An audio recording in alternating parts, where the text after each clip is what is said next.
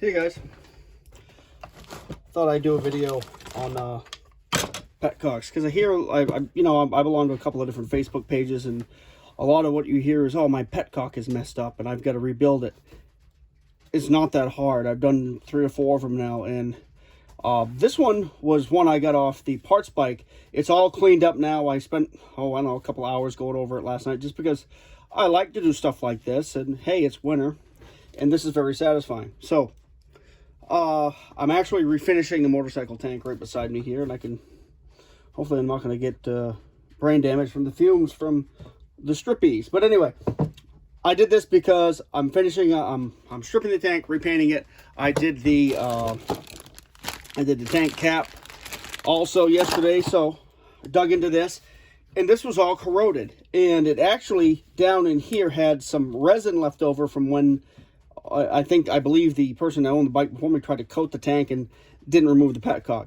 There's also a ton of corrosion here, but I'm just going to show you how to take these things apart. They're not complicated. I know this isn't the only YouTube video, but I figured I would do it just to do it. And I took this apart and basically wire brushed all the metal parts like this. You couldn't read the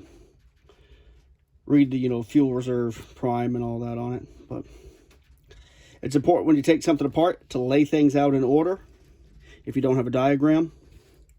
But I know how these go together. Okay, so you have your little metal ring that holds that your little selector switch here. You've got a spring that goes between this plate and this knob or selector to provide forward pressure on it. You also have an O-ring here. That's pretty important. If you have a bad O-ring, that can cause it to leak, and I've had that happen before. You also have another gasket right here, and all these were in pretty good shape. I've ordered another one of these because there's a slight nick in it, but it's no big deal. But all these channels in here were filled with corrosion, just that white powdery aluminum corrosion, all filled in here. Had to clean all that out, and what I did is I stripped everything out from it, took it into the kitchen, and put I had a little cup about this big. In fact, I had one of these. I put about that much simple green in it and some hot water and let it soak for a couple hours. And then I scrubbed it with the, M16A2 brush, and most of that got out. But that's how that side works. There's not much to this side. So to put it back together, you put that, you make sure these are 2 raised portions here that fit into these 2 holes. You really can't put this gasket in wrong. And of course, the rule of thumb is if you have to force it, something's not right. So put that back in there. I put a little grease on things just to help help lubricate the seals. Put that back on there. Take your ring, put it up over the top here, slide that back on, put your screws back in. We'll do the other side. The other side is slightly more involved, but it's not bad. And I thought to do this video today because when I took this apart last night, I noticed it was not quite right. And that answered a question for me, because when this tank was on the bike and I tried starting it, it was last year, year before, I had it down here in the shop and I was trying to get the engine started just to see if it would run. It's just, to see what kind of overall condition I was dealing with. And it would run and then quit, run and then quit, like it wasn't getting any fuel. Well, I don't believe it was getting much fuel at all, because the primary passages in here were pretty much clogged up with corrosion and this gunk. So, okay, that's one side. Turn this over. Take out these 4 screws here. 1, 2, and I'm hoping I'm not getting in your way here. First time doing a live action video, whatever you want to call it. Wow.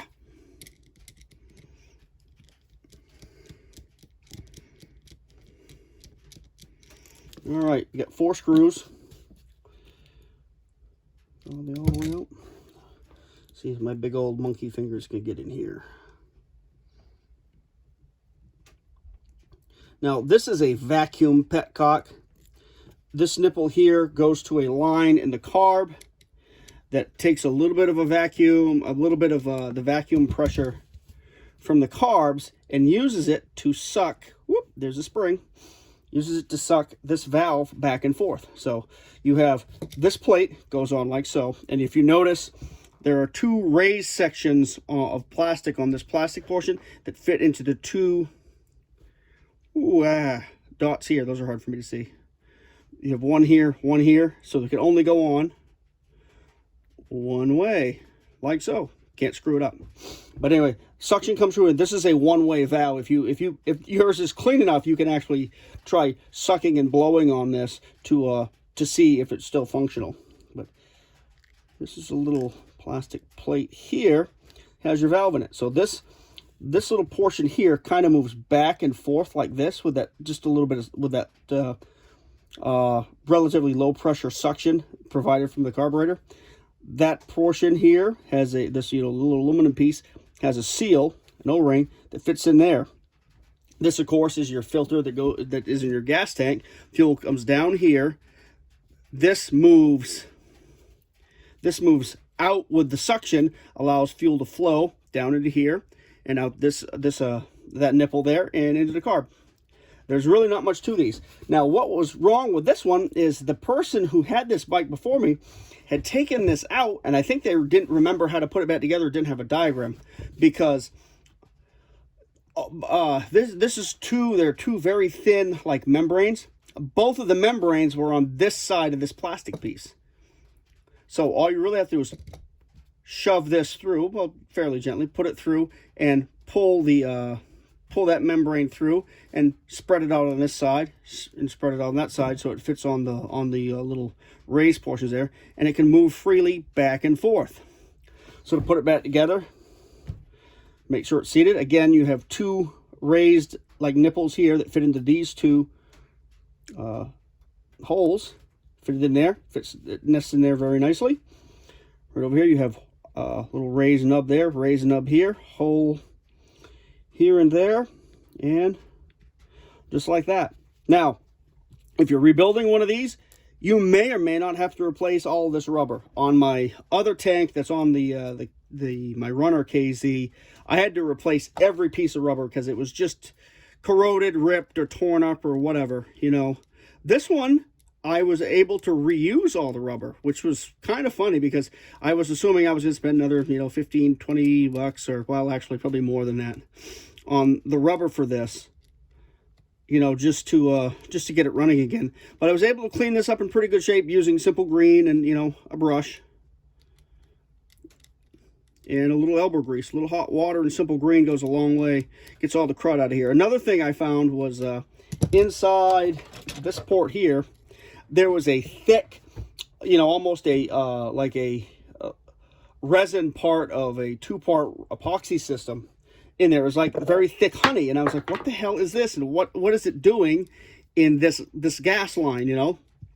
I think somebody coated the tank with one of those two-part epoxy systems, didn't take the petcock on it, and all that washed down into the petcock, which was why it was all jacked up and wouldn't feed gas into my carbs. So anyway, that's how these things work. They're pretty simple. Don't let them scare you, because what I like about these old bikes, and bikes in general, is you have a small system that you can fit in your hand, and you can easily take it apart and forget to replace springs as you're talking. So we're going to take this back apart, put that spring back in. I love this stuff. It's funny, I have a lot of respect for guys that do build videos and things like that, with as it's happening action, because you get talking and you're not using your usual concentration. At least I do anyway. If I'm going to do my best work, I just leave me alone and let me do it. But hey, live and learn. Again, a lot of respect for the guys that do build videos and things like that, especially when they show their mistakes, because, hey, we all make them. I have right over there, I've got a bent flywheel that I was pulling off. I want to say it was a parts bike, that I didn't have a good picture of how the flywheel was, what the mechanics of the flywheel were. So I thought you pulled it off like with a gear puller. the picture I have in my manual wasn't clear enough to show that there is a shaft that comes out, that this portion was all one piece. So I was trying to pull the flywheel off that shaft and ended up bending it. Oh well, live and learn. I found another one. All right, spring goes right on top of here. Then all this goes back together, just like I did the first time. And settles in, and we're good to go. So, and this is one thing, I don't know, a friend of mine was having trouble with his bike, and I'm like, have you cleaned your petcock lately? My what? And we pulled his tank, pulled his petcock, and it was full of crud. He's like, well, I've never thought to do that before. I'm like, well, it's in your gas line. It's the direct connection from your gas, you know, from your gas tank to your carburetor. I would think you'd want to keep the whole system clean, right? I mean, we spend a lot of time cleaning tanks and cleaning carbs. What about your petcock? Petcock could have crud in it, especially with a bike that's been sitting a number of years. But anyway, that's how those things work. And no, that's not absolutely everything about it. And I'm sure somebody that's an expert on these old bikes is going to go, whoa, you're a dumbass. You don't know what you're talking about. Yeah, I learned all this by application. The big thing is cleaning. That's probably one of the biggest things that I found that helps bikes and vehicles and whatever else, guns, work. Keep the crud out of them. Don't abuse them. Keep it clean. I mean, you're going to rely on this machine to take you thousands of miles. Put a little maintenance in, and winter's a perfect time to do that. All right, another thing. This is the gasket that goes between the tank and the petcock. I ordered another one of these just because this is just a little crusty, and I like to keep I don't like to lose fuel. You can see kind of how crusty these were because that's all corrosion and stuff. But that's ready to go back on the tank when I get the tank done. And hopefully I can paint it so it doesn't look completely stupid and all that. But hope that helps you guys out. Take care.